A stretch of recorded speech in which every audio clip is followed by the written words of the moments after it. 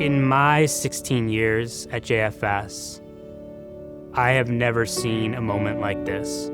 This is completely unprecedented. When you look at the combination of the impacts that we have seen to our programming and also just the level of uncertainty that exists. Folks are living so on the edge that one bump in the road just knocks them right off course. Just recently, we served the single greatest number of households in a single day in the food bank. In addition, we served the greatest number of households in a single week. There's a fabric of the social safety net.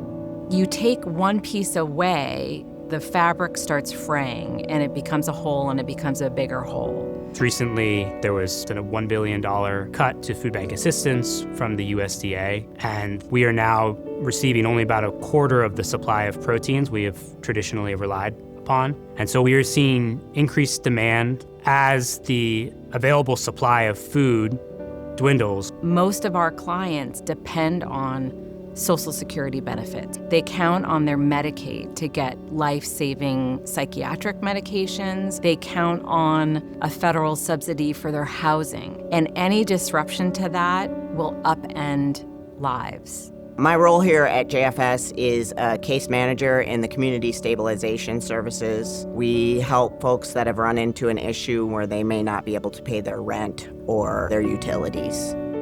In Seattle, rents are higher than they've ever been. And so if somebody misses 1 month's rent, it's several $1,000s. One of the things that we're seeing an uptick with is the amounts that we're having to pay. On an average week, we get about 60 requests, and we can only help, a handful of those each week. The place that we have seen the most significant impacts to our programming this year is within our Refugee and Immigrant Services program. The U.S. is no longer resettling refugees. We have many clients that we serve that were paroled into the country. These are folks like Afghans fleeing the Taliban and Ukrainians fleeing the war. It's Jewish history and values that compel us to stand up for and serve refugees and immigrants. That has never been more true than it is right now. It's really a cascading effect because there's an impact on our current clients, and then JFS needs to do everything they can, and we will do everything we can to manage and to support and to try and get people through. Right now with Social Security, 7,000 Social Security workers were fired. You can no longer walk into a Social Security office to get an issue resolved. So when my case managers call Social Security, which we have to do all the time, is they'll wait 2 hours on hold, and then they get disconnected.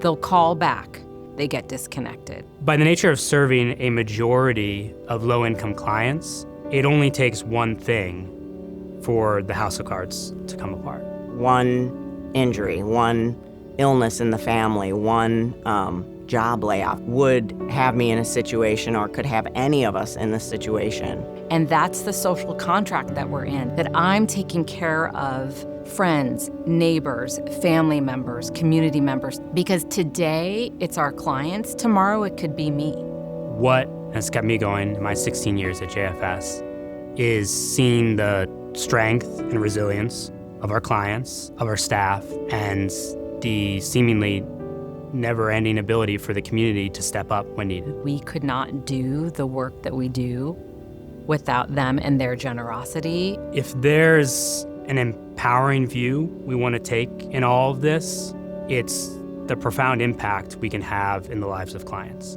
1 month of rent, a gift card for groceries. The margins are so thin. That's all it takes sometimes. That power, that responsibility, we share with the community, and we trust in our community to step up in moments like this.